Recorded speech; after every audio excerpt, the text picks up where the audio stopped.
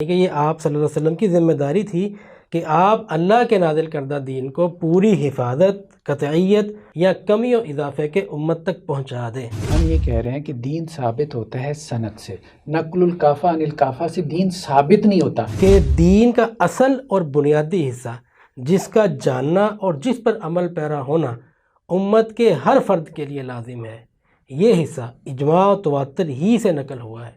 یہ جو آپ نے نقطہ نظر بیان کیا، یہ آپ کا ہے یا جس کا بھی ہے، آپ کے پاس کتاب و سنت سے اس کی کوئی دلیل ہے؟ اخبار احاد میں مجمع علیہ سنت کے فروع اور جزیات ہی ہو سکتے ہیں۔ جو فکر بھی جو ہے وہ رسول اللہ صلی اللہ علیہ وسلم کے قدموں تک نہیں پہنچ رہی، وہ غیروں کی تعبیر دین ہے، ہمارے اپنوں کی نہیں ہے۔ ایک صحابی نے جا کے کچھ پوچھا، کچھ دیکھا، کچھ سنا، اب وہ سارا پیراڈائم نظر انداز کر کے آپ صرف متن کوٹ کریں گے تو پکچر چینج ہو جائے گی۔ ہمارے دین نے یہ بات کہی ہے کہ دین 1 to 1 ایک شخص سے دوسرے شخص کو، جسے ہم خبر واحد کا طریقہ کہتے ہیں، اگر اس طرح سے منتقل ہو جائے تو یہ حجت بن جاتا ہے۔ ہمارے دین نے کوئی کنڈیشن نہیں لگائی، اور یہ ان کے فرق کو ملحوظ رکھے بغیر یہ بحث نتیجہ خیز نہیں ہو سکتی۔ خبر واحد کی حجیت پہ وہ نارتھ پول پہ ہیں اور غامدی صاحب ساؤتھ پول پہ ہیں۔ یہ تھوڑا زیادہ نہیں ہو گیا؟ جس طرح میں اگر آپ کو کاؤنٹر کر رہا ہوں، آپ نے آج بڑے زبردست رسپانسز دیے، ایسے رسپانسز دیے ہیں کہ میں اب دوبارہ سوچنے پر مجبور ہو گئی کہ